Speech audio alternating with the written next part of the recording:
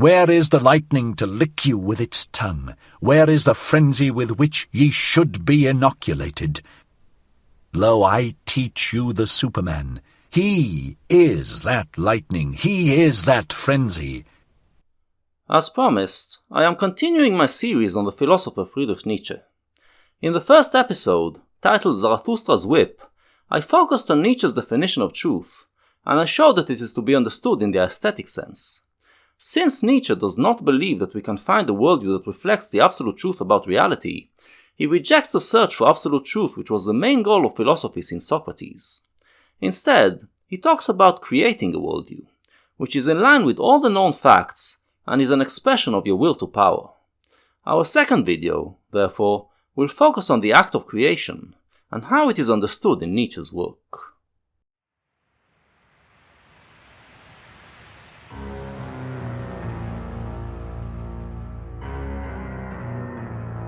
But I ended that video by mentioning another artist and thinker. I pointed out that Nietzsche's philosophy, in my humble opinion, has some weaknesses. Especially, I believe that his ethics are deficient in creating a truly moral way of life. But I believe that these deficiencies can be fixed, and it is in the work of David Bowie, perhaps the most Nietzschean artist ever, that I find the ideas that pretty much plug the holes in Nietzsche's philosophy. In the future, I intend to do an entire series on Bowie. In this video, I am going to do just a teaser, by showing how Bowie dealt with the question that we are dealing with here, the question about the way of the creating one. Our main focus is still on Nietzsche, and since this is a series, I think I should begin by providing a very brief biography of his life and work, up to the point we are going to discuss in this video. The details will be filled in subsequent videos. Friedrich Nietzsche was born in Prussia in 1844. At age 20 he started learning theology, aiming to follow in the footsteps of his father, who was a Lutheran pastor. But within a year he lost his faith, and in 1865 he started learning philosophy and philology in the University of Leipzig. At age 24, he was already made a professor of philology in the University of Basel. In the same year, 1868, Nietzsche met his idol, the composer Richard Wagner, and became part of his close circle of friends. The two found common ground mainly in the adoration of the philosopher Arthur Schopenhauer, who was the main philosophical influence on both of them. In 1872, Nietzsche published his first book, The Birth of Tragedy from the Spirit of Music, a book that is dedicated to Wagner and is imbued with his spirit, although it already displays Nietzsche's independent and brilliant mind. In the next few years, Nietzsche published 4 essays that became known as Untimely Meditations, in which he continues to criticize the philosophy of his time while eulogizing Schopenhauer and Wagner as an alternative, although at the same time criticizing them as well. Throughout this period, Nietzsche suffered from a serious disease. People of the Victorian age did not discuss such matters publicly, so we don't know for sure, but the symptoms suggest that it was syphilis, which was incurable at the time. The disease severely limited Nietzsche's ability to function, but it also became a central part in his philosophical outlook. Triumphing over the disease, overcoming the limits it put on him and continuing to do his work, gave him joy, and this joy was one of his main insights about existence. It became his mission to overcome all the diseases of the Western spirit, to create a philosophy that is a joyous triumph over them. In 1878, his health became so bad that he had to quit his job in the university, and for the next decade he was an independent thinker, until he finally succumbed to the disease. In the same year, 1878, Nietzsche published the book Human, All Too Human, which begins the critical and negative part of his work. The book is essentially an attack on 19th century thought, which focused on man. While the philosophy of previous centuries tried mainly to figure out the truth about the universe, in the 19th century it was accepted that humans' ability to know the universe is limited by man's narrow perception, so philosophy turned instead to study man himself, and figure out how he can be perfected. But Nietzsche points out that all of these philosophers are judging humanity by contemporary humans, not realizing that humans have changed through the ages. So their belief that they are discovering universal truths about humanity has no grounds to stand on. It leads him to the argument that all of our so-called philosophical certainties are merely constructs that have evolved over time. In 1881, he continued this line in his book The Dawn of Day, in which he concentrates his attack on Western morality. Again, the argument is that we mistakenly believe that our values of good and bad are universal and eternal, when in fact, they have changed and evolved through history. Nietzsche doesn't offer any alternatives at this stage. He only exposes the contingency of anything that was held as certain. This stage will later be very influential on the postmodernist philosophers. In 1882, in his book The Gay Science, Nietzsche begins to develop a positive philosophy, the philosophy which we shall expound in this series. And a year later came Thus Spake Zarathustra, a book which, I argue, is the literary expression of the philosophical journey that he went through in The Gay Science. It was this book that we focused on in the previous video, and in this video we are still within its pages. So, let's see what Zarathustra has to tell us about the way of the Creating One. One of the first speeches that Zarathustra gives is called the Three Metamorphoses, and in it he talks about 3 stages that one spirit has to go through. The first stage is the camel stage, and it is basically the learning stage. You have to load your spirit with all the heaviest spiritual burdens, all the trials which past thinkers have went through. The spirit is expanded by experiencing the work of others. In Nietzsche's own biography, this would span the period when he was a student, and when he was developing his thought mainly through appropriating Schopenhauer and Wagner. But the camel then takes all of this spiritual load and runs with it to the desert, where he has to deal with it on its own. There, the spirit needs to become a lion. In the lion stage, you fight against all of these past philosophies, criticize them, refute them, and set yourself free from them. Nietzsche likens this spiritual load to a great dragon, which wants you to obey it, as it represents the wisdom of thousands of years. But the lion wants to act on his own will. By fighting against this dragon, liberating itself of its overbearing power, the spirit becomes strong. The lion represents the critical stage in Nietzsche's work, the one that begins with human all to human. But the spirit must not stop there. It needs to go through another metamorphosis. Now that the spirit is strong, it can create its own values, its own philosophy. But it is not the lion that should do that. The spirit must then become a child that is newly born, and doesn't care about the past. The act of creation, then, must not be done by building on what others have done, which is what the camel would do. It also should not be done by negating others, as the lion would do. The camel and lion stages were necessary only to forge the spirit, and make it strong and rich enough for a new creation. At this point, it can become a child, and create something wholly new and original. Later on, Zarathustra gives a speech called The 1001 Goals. In this speech, he basically addresses moral relativism. He claims that every nation has its own set of values, its own hierarchy of good and bad. This is in line with the relativistic stance which Nietzsche held during his critical stage, when he claimed that all values are created by humans, and are dependent upon the time and place of their creation. However, here we see something new, a principle which all of these value systems have in common. A table of excellencies hangeth over every people, says Zarathustra. Lo, it is the table of their triumphs. Lo, it is the voice of their will to power. This is the first time we encounter this concept, will to power, in Nietzsche's work. He doesn't explain it yet, but we see that it has something to do with the overcoming of difficulties. The thing that all of these value systems have in common, preaches Zarathustra, is that they represent the hardest thing that nation had to overcome. Overcoming it thus became its highest good. So, we are seeing Nietzsche abandoning his relativistic stance, and determining that all people are driven by will to power. And it is the will to power that is at the basis of every value system. Further on in that same chapter, Zarathustra says, Valuing is creating. Hear it, ye creating ones. Valuation itself is the treasure and jewel of the valued things. Change of values, that is, change of the creating ones. Always doth he destroy who hath to be a creator. So the act of creation also means change of values. If you create something original, then you are destroying at least part of the old valuation system, and changing the definitions of good and bad. He continues, Creating ones were first of all peoples, and only in late-time individuals. Verily, the individual himself is still the latest creation. So there was a time when all creation was done in the name of the group, and only lately did it become an individual thing. What happened to cause this change? Zarathustra says, "Peoples once hung over them tables of the good, love which would rule and love which would obey, created for themselves such tables. So there was a time in which the values that groups created were created out of love for the entire group.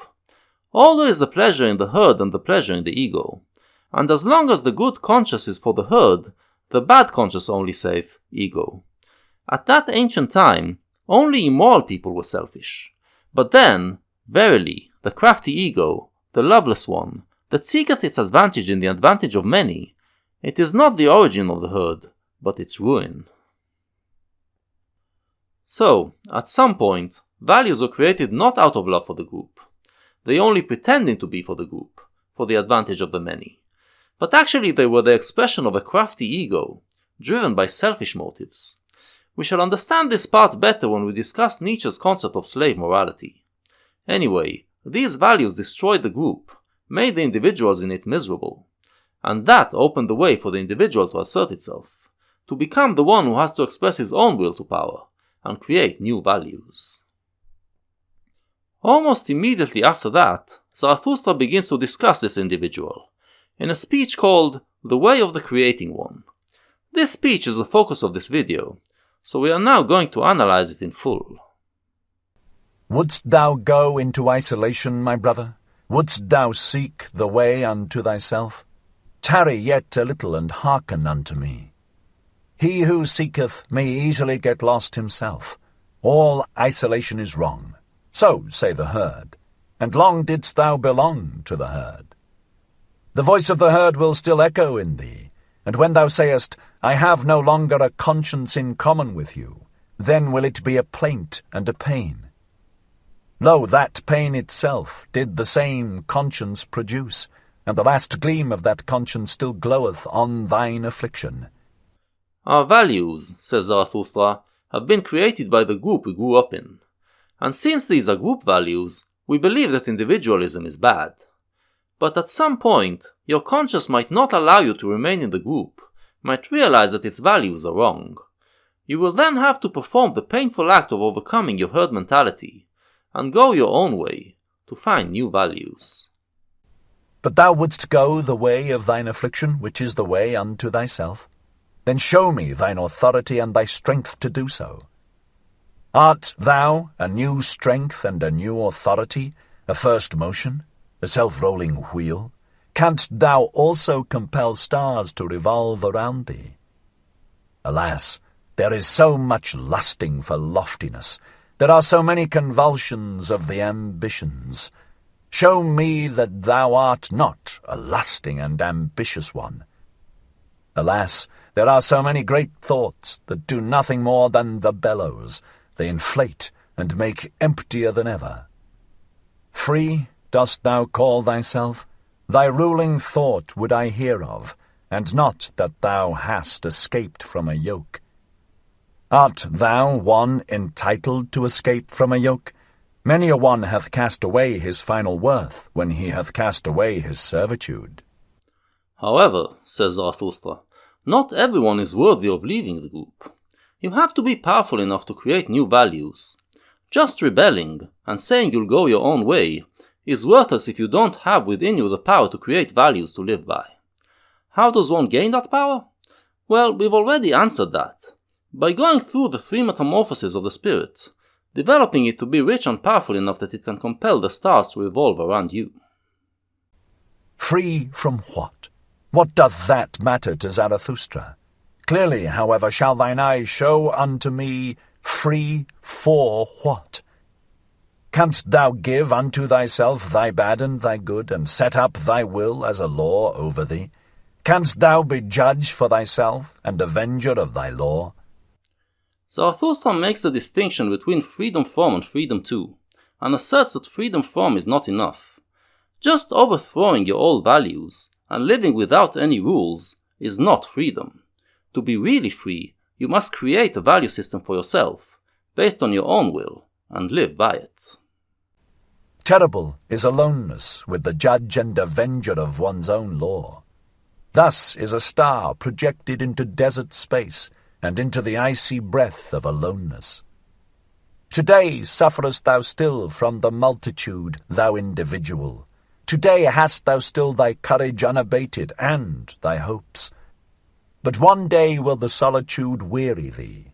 One day will thy pride yield and thy courage quail. Thou wilt one day cry, I am alone. One day wilt thou see no longer thy loftiness, and see too closely thy lowliness. Thy sublimity itself will frighten thee as a phantom. Thou wilt one day cry, all is false. Zarathustra now begins to speak of the dangers of this lifestyle. Becoming an individualist may be liberating at first, but then you start to feel your loneliness, and with that comes self-doubt.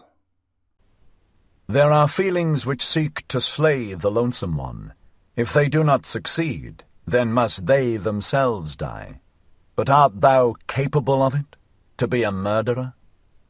Hast thou ever known, my brother, the word disdain, and the anguish of thy justice in being just to those that disdain thee? Thou forcest many to think differently about thee. That charge they heavily to thine account. Thou camest nigh unto them, and yet wentest past. For that they never forgive thee. Thou goest beyond them, but the higher thou risest, the smaller doth the eye of envy see thee. Most of all, however, is the flying one hated. How could ye be just unto me, must thou say? I choose your injustice as my allotted portion. Injustice and filth cast they at the lonesome one. But, my brother, if thou wouldst be a star, thou must shine for them none the less on that account. The individualist is hated by those with herd mentality, who envy him and want him to fall. This is another thing that might lead him to a negative path, and he must learn to transcend the negative feelings, to kill everything in himself that holds him back, including hate to the masses. Instead, he must blaze a path for them, show them that there is another way. And be on thy guard against the good and just. They would fain crucify those who devise their own virtue. They hate the lonesome ones. Be on thy guard also against holy simplicity. All is unholy to it that is not simple. Fain likewise would it play with the fire of the faggot and the stake. Zarathustra here is warning you against those people who are revered by the herd. Those people are actually the worst, and you must beware not to fall for the aura that is around them. Those are the people who are trying to reduce everyone to the same level, to hold back those who have greatness in them. This passage is very typical of Nietzsche. And be on thy guard also against the assaults of thy love. Too readily doth the recluse reach his hand to anyone who meeteth him. To many a one mayest thou not give thy hand, but only thy paw, and I wish thy paw also to have claws. Now he warns you against yourself. This path is lonely, and you will crave human contact. But there are only a few humans who are free spirits like yourself, and can elevate you with their friendship. The rest will only drag you down, so you must resist the temptation, and keep your distance from them. But the worst enemy thou canst meet wilt thou thyself always be. Thou waylayest thyself in caverns and forests. Thou lonesome one, thou goest the way to thyself, and past thyself and thy 7 devils leadeth thy way. A heretic wilt thou be to thyself, and a wizard and a soothsayer, and a fool and a doubter, and a reprobate and a villain. But here is the biggest danger. You are alone with yourself. But what is yourself? Those who believe in a soul regard the self as one entity. But Nietzsche does not believe in soul, doesn't believe in the oneness of the self. The human organism is made of numerous bodies. It is an amalgamation of many things. And the self, which belongs to this body, is also an amalgamation of many things. So the individual is fractured, and to become one force, it must struggle to bring together all of the different forces within it. Ready must thou be to burn thyself in thine own flame. How couldst thou become new if thou have not first become ashes? Thou lonesome one, thou goest the way of the creating one. A god wilt thou create for thyself out of thy 7 devils.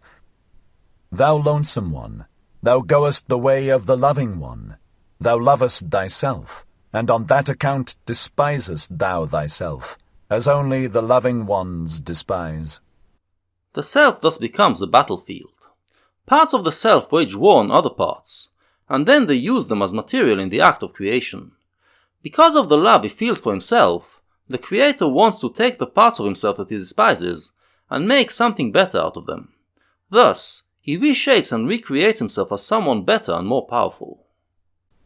To create desireth the loving one, because he despiseth. What knoweth he of love, who hath not been obliged to despise just what he loved? With thy love, go into thine isolation, my brother, and with thy creating, and late only will justice limp after thee. With my tears, go into thine isolation, my brother. I love him who seeketh to create beyond himself, and thus succumbeth. Thus spake Zarathustra. Lastly, Zarathustra promises you that justice will find you in the end.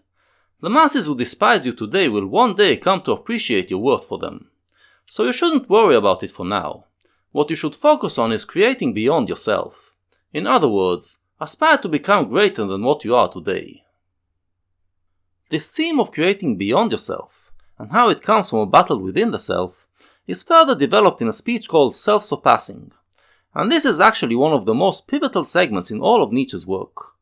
The speech begins with Zarathustra addressing the philosophers who say that what drives them is the will to truth, and tells them that they are mistaken. Reality is chaotic and ever-changing, and has no constant laws or structures that can be defined. All of what we believe to be natural laws are merely constructs that we imposed on reality. All of our value systems of good and bad are also just constructs. And the reason why we are compelled to create those constructs, he says, is not the will to truth, but the will to power. And here, finally, he proceeds to explain what the will to power is.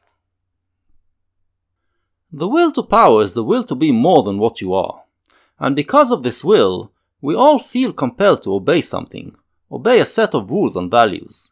We need to construct structures that impose order and hierarchy on our existence, to give us a law that is hard for us to obey, because living according to this law makes us feel greater. For most, obedience to a law created by others is enough. But those who are more powerful, those who are capable of obeying themselves, want to be even greater, to create a new law that is even harder to live by. These are the creators, which we have been portraying until now. As we have seen, they break away from the group, away from the value system they grew up in, and create a new law for themselves to live by. But after you did that, after you created your law, is that enough to satisfy your will to power? Not at all, says Zarathustra. Living according to a harder law will reshape you and make you more powerful, and then you will find that this structure is not enough to contain you, and you will want something even greater. And this secret spake life herself unto me, says Zarathustra. Behold, said she, I am that which must ever surpass itself. And he continues, whatever I create, and however much I love it, soon must I be adverse to it, and to my love, so willeth my will. The way of the creating one, then, is a way of constant self-surpassing. You create a new value system, a new way of life that is hard for you to obey, but obeying it takes you higher, and eventually you become so powerful that it becomes easy for you. Then, that value system becomes your enemy, the thing that you want to destroy, and create a new value system, so you can surpass yourself yet again to become even more powerful. This is the battlefield of the self that we mentioned earlier. It is the process of periodically sacrificing your old self on the altar of a new and more powerful self. Does this process have an endpoint, a moment at which there is full satisfaction, and there can be no structure that is greater? We shall discuss that in a future video, the video about the Superman. For now, I want to talk about one of the problems that I have with this picture of the creator that Nietzsche is portraying for us here. Zarathustra is describing the path of the creator as one that is to be taken alone. You are either part of the herd and adhere to its values, or you create your own values which are yours alone. The values you create can be useful for others, but only when they are in the camel stage. Later they have to discard them and go their own way. Other humans, then, have no place in your own process of creation. This is the romantic notion of the creator, and the notion that I do not agree with. I was reminded of it lately, as I was following the kerfuffle around The Last Jedi, the latest Star Wars movie. I am bringing up Star Wars here as a teaser, because we shall discuss its Nietzschean elements in one of the future videos in the series. If you were paying attention, you know that many Star Wars fans are dissatisfied, in many cases even livid, about the choices that the director Rian Johnson made in writing this movie. Mark Hamill, better known as Luke Skywalker, wasn't very happy either. Here he is talking about it, with Johnson sitting to his right. Can I just say though, a lot of times I would say to Ryan, we got to think about the fans. And he said, no, we got to think about the story and we got to think about our movie, which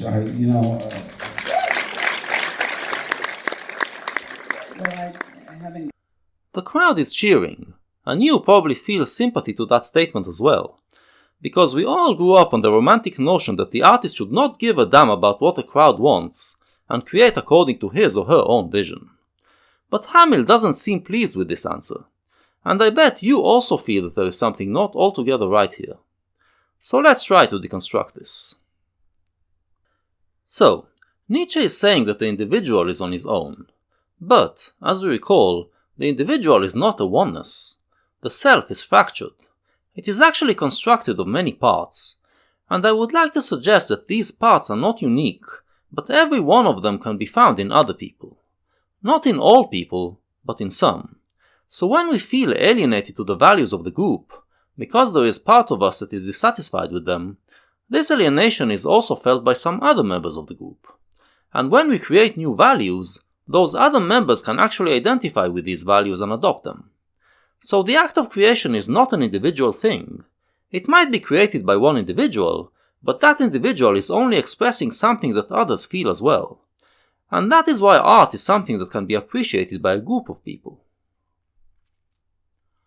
Art is a form of dialogue between humans. When I create my videos, I do it to please myself, and create them to express my own truth. But I do it assuming that others feel the same way as me, so I'm going to help them realize that it is their truth as well. Or maybe their truth is different, and dealing with my challenge will help them find it. So while I create for myself, I also always imagine what my video will do to the viewers. I try to express myself in a way that will entertain them, entice them, move them, disturb them. If I aim it at a certain audience, I will tailor it to its size. I will say the same thing, but say it in a way that will be most understood by and most moving to that particular audience. In other words, the act of creation is an act of self-expression, but this self-expression is couched within a dialogue. And this, seemingly, is what Rian Johnson fails to get. The thing you should disregard is the opinion of the masses, not the fans. If you compromise your personal vision because you want to appeal to the lowest common denominator, then you have betrayed art. But if you are working within a franchise, the fans are not the lowest common denominator. They are those who have participated in the journey of creating that franchise, the ones who represent its spirit. Your creation should be an expression of that spirit, with your own personal touch. Saying that you don't care about the fans' opinion is an extreme act of selfishness. In my previous Nietzsche video, I already pointed out this adjustment which pop culture has performed on Nietzscheanism. The pop culture of the 20th century was driven mainly by music, and 20th century pop music was very Nietzschean. Every new musical style was a Dionysian explosion that shook up the old values, and eventually created new values. But this act of destruction and creation was never done by one individual alone. It was always a group thing, with many people participating and influencing each other. And that, to me, is an improvement on Nietzsche's philosophy. In the late 60s, the new musical style was psychedelia, and the subculture that was creating its values was the hippies. But some hippies went a step further than the pop subcultures that came before them, and believed that their values are good not only for them, but for the rest of humanity as well. They believed that their values could change the world, make it better. By the end of the 60s, however, This dream was shattered, and some rock musicians tried to figure out what went wrong. One of these musicians was David Bowie. Bowie begins his journey with his second album, Space Oddity, released in 1969. Several tracks on the album dramatize the failings of the hippie culture, and the flimsiness of the philosophical grounds that its ideals stood on. The counterculture of the 60s was flailing, and Bowie realized that a new direction is needed. In his next album, The Man Who Sold the World, released in 1970, he starts to blaze his own path. The album is more individualistic in nature, and reveals influences that weren't typical of the hippies. The biggest obvious influence is Nietzsche. In the track She Shook Me Cold, Bowie assumes the character of a young lad who was a regular Don Juan, treating women as objects of conquest, and sex as an act of conquering. But then, he met a woman who showed him that sex can be something more.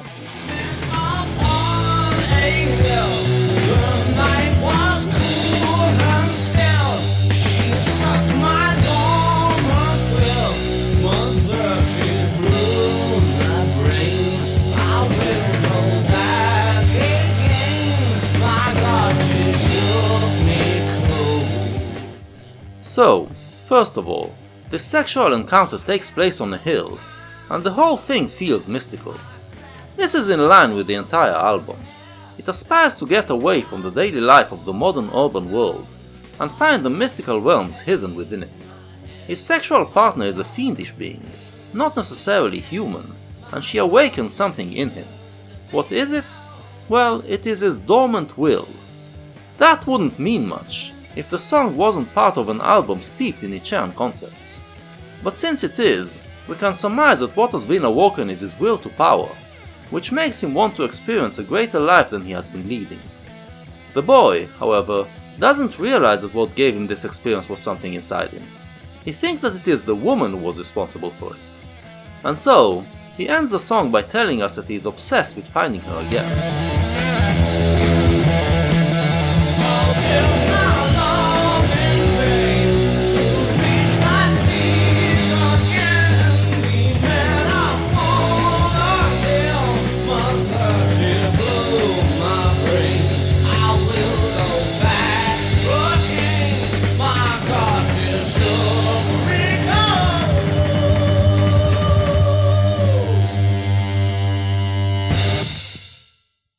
This is typical of Bowie's early records. He often assumes a character that doesn't really understand what is happening to him. We, the listeners, are supposed to read between the lines to get the real message. Here, we are supposed to understand that what gave him that peak was not the woman, but his own will to power that has been awoken. However, the woman is also important, and this is one of the main differences between Bowie and Nietzsche. There are many similarities between the two men. Like Nietzsche, Bowie describes reality as a stream of impermanence, where there is no stable form and land, where any structure is just a ripple that will eventually dissolve back into the stream. Like Nietzsche, he tries to find a way to live a heroic life within this ever-changing reality. And like Nietzsche, his solution is repeated self-creation. But while for Nietzsche this was a totally individualistic way of life, where the self is finding the powers within itself to surpass itself, for Bowie this is always done with outside help. You can't transcend your own world without someone from another world providing you with the means to do so. There is always a crack in the sky, and the hand that comes down through it to pull you out of your world. Bowie was a child of pop culture, where the thinking is communal, and Nietzsche's total self-sufficiency could no longer compute. To say it differently, while Nietzsche regards the human individual as an independent entity, which can exist without others, Bowie starts from the notion that a human is always part of society. But within this frame, Bowie wanted to go his own way, to set his own rules. In the title track, The Man Who Sold the World, he basically presents his aspiration to live an entire life without conforming to society, without selling out to the world. The 60s generation thought that this is impossible, that you only have a few short years to express yourself and live to the ultimate high, before you either die or conform and live a boring bourgeois life. Bowie wanted to show that it is possible to live an entire life that way, and he was searching for the method to do so. I know, not me.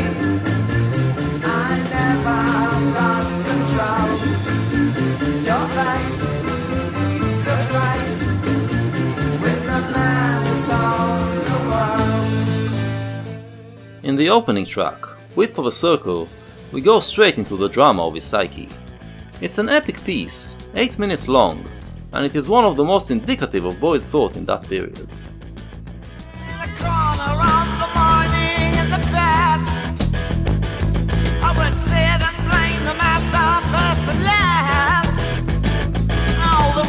Straight and narrow, and the prose are small and yellow, and the rumour spread that I was aging fast. Then I ran across a monster who was sleeping by a tree, and I looked and frowned, and the monster was me. The track begins, like several other tracks from that period, with the protagonist stuck in a meaningless existence. He is blaming the master for his condition, by which Bowie is probably telling us that he was a radical leftist who thought that the only way to change his condition would be to change the system. This type of thinking was very prevalent within the counterculture, and Bowie despised it. He is telling us that this left him in an existence where he could only repeat what has been done many times before, and there was no path to actual happiness. But then, he has a moment where he gets to see himself for what he really is, and realizes that this idleness has turned him into a monster. This shakes him into action, into wanting to find a way to break out of his world and find a new kind of existence. Oh, I said so long and away bye-bye, and I smashed my soul and traded my mind. Got laid by a young bordello who was vaguely half asleep, for which my reputation swept back home in drag. And the morals of his magic spell negotiate my hide, when God did take my logic for a ride. As we can see, our protagonist sets about to destroy his old self. We get a hint that he had a homosexual encounter, which back then was considered one way of self-destruction. By engaging in what was seen as a sinful and unnatural form of sexual activity, you destroy the values you grew up on. Once again, we see that you need someone else to help you in the process. And it works. The singer tells us that God did indeed take his logic for a ride, to places where it's never been before.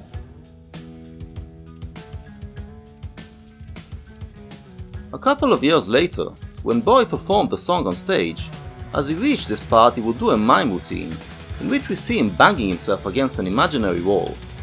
It is the wall surrounding his old worldview, the one that he wants to break out of.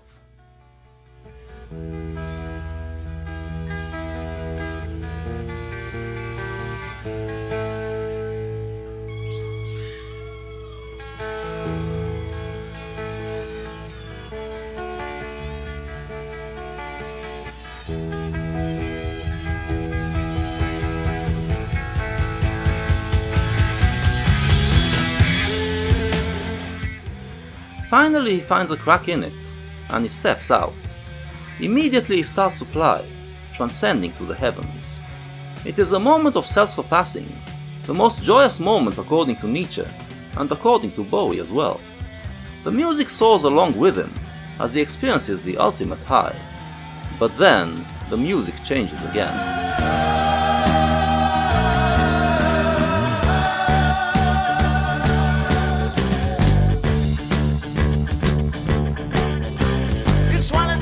Look at his lips. Show me the leather bound round his hips. My knees were shaking, my cheeks aflame. He said, "You'll never go down to the gods again." Turns out he is not alone. He told us, as we recall, that God had taken him for a ride, and now we see that he meant it literally. There is a divinity there with him, carrying him to the heavens. Actually, we are beginning to realize that they are in the midst of a homosexual intercourse. But our hero is beginning to feel that something is wrong about his partner. His reason is telling him to break away, to go back to his old world, but the experience is too strong, and it compels him to continue.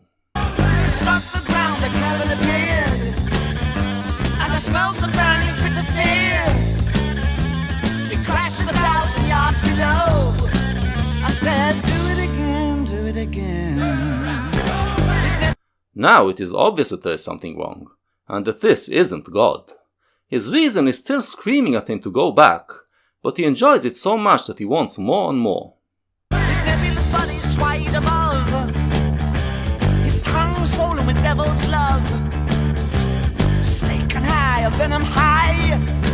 I said, do it again, do it again. His sexual partner is revealed as a demon, with a serpent's body.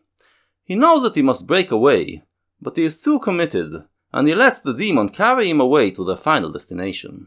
Breathe, breathe, breathe deeply. And I was seething, breathing deeply. Spitting sensual horn and tail. Waiting for you.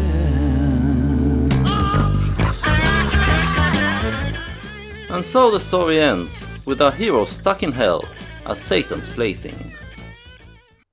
Again, this is typical of Bowie's records of the period. He would often tell a story about someone who finds a new thing, which changes his life and brings him joy. But then that thing becomes bad, and brings him misery. He should let go, but he is so committed to it that he can't, and it drags him to hell. What was initially the thing that liberated him, becomes the thing that enslaves him. We see the similarities with Nietzsche. He too warned us that after you create something it eventually becomes your enemy, that the new self will also need to be surpassed. But Bowie adds a warning that you might become too attached to your creation, and will be unable to fight against it. Why does this happen? Because Western thought teaches us that truth and joy are interconnected, and that truth is eternal. So when someone finds something that is more joyful than anything that they ever experienced, they are driven to believe that they found the eternal truth, which will bring them joy forever. Thus, they hang on to it, even when it is no longer joyful. This is what happened to many hippies, who couldn't let go of their culture even when it turned sour. But Bowie here introduces the Nietzschean outlook into the rock world, and prepares to give it a new set of values. Bowie's next album was 1971's Hunky Dory, in which he continues to develop these insights, but connects them to contemporary pop culture. He was now ready to implement those insights, to actually live out Nietzsche's way of the creating one. And he started doing so in 1972, with an album called The Rise and Fall of Ziggy Stardust and the Spiders from Mars. The album is made of 11 tracks, which loosely form a narrative. We start, as usual, with a feeling of meaninglessness and alienation, of living in a world with no future prospects, seeking love but not knowing how to find it. Then, an alien from another world arrives, and promises to elevate us through the power of rock and roll, into an existence full of meaning and love. The formerly alienated kids finally find something that they can identify with, a truth that they can coalesce around, a joyful identity by which they surpass their old identity. And so, they form a subculture around the alien Ziggy Stardust, a subculture in which they find unity and love, a subculture in which they can express themselves and be creative. It is wonderful for a while, but then, the very elements that once brought them joy become corrupted. The joy is gone, and eventually the subculture disintegrates. At the end of the album, we find ourselves back in an aimless existence. But it doesn't end there, because then, another alien comes to offer us a hand, and pull us to the heavens. And so rock and roll lives on. Bowie is basically reacting to the downfall of the 60s counterculture. In the early 70s, this led to desperation and a sense of failure. But Bowie tells us that the hippies didn't fail.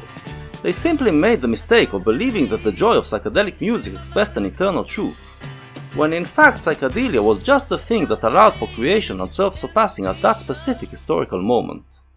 Once the moment was over, it was time to move on to the next joyful experience. If the hippies were thinking in a Nietzschean manner, they would have realized it. But they were still thinking along traditional lines. To be the man who solved the world, Bowie had to think differently.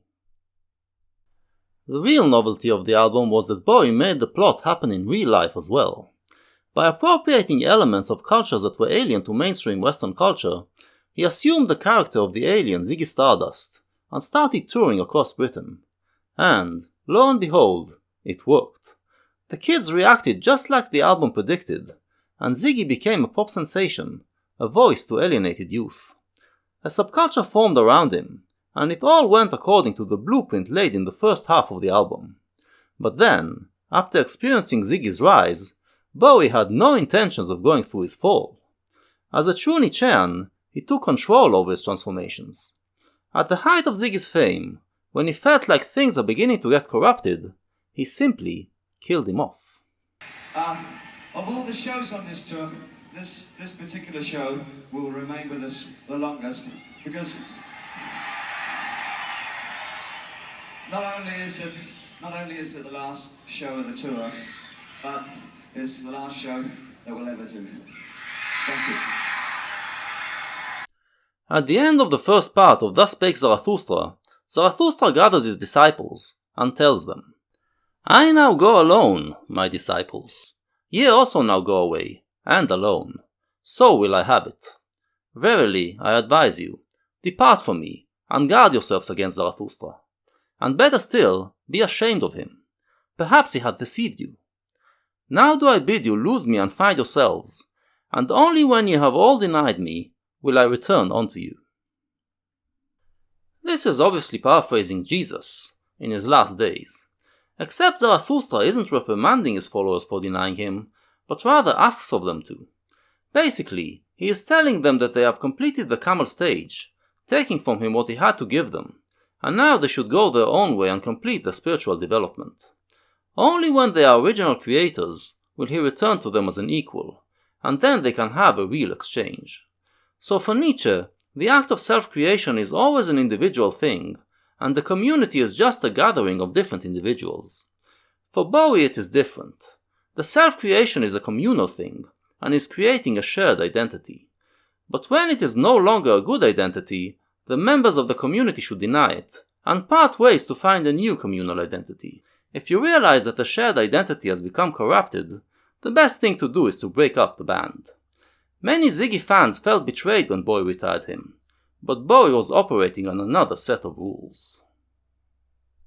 From there, he carried on according to the same blueprint.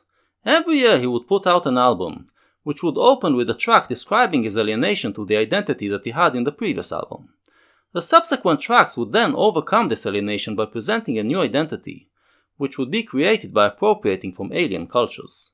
During his journey, he went through all of the pitfalls that Nietzsche warned us of, experiencing loneliness, moments of doubt, and some serious battles with inner demons. On the way, he also had to work out the moral problems that result from this ethics of constant self-surpassing. But he found solutions to everything, and by the end of the 70s, he was able to declare his victory.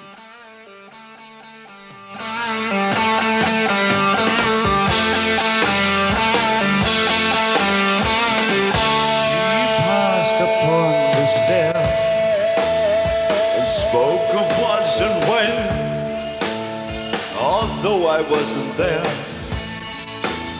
He said I was his friend. It's hard for us today to appreciate just how revolutionary Bowie was. Since pretty much all of pop music from the late 70s on took place under his shadow, what he did seems natural to us. Before Bowie, a singer was supposed to have one image and one style, and stick to it. After Bowie, every singer was expected to periodically change, and update their image and style. Eventually, it lost its heroic nature. Whereas Bowie taught us that every new identity has to be completely original, mixing together alien elements to go into places where no one has gone before, those who followed in his footsteps were often not that daring.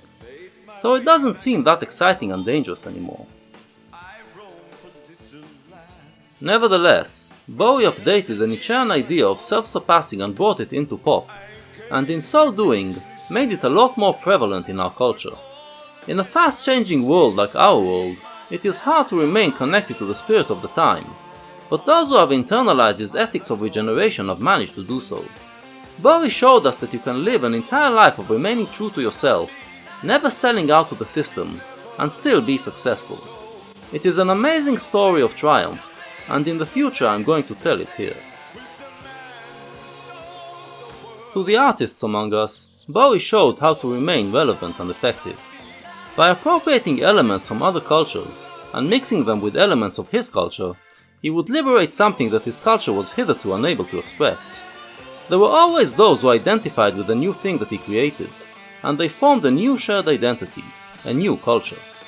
And this is how your identity remains vital, your art remains vital, and your spirit remains vital.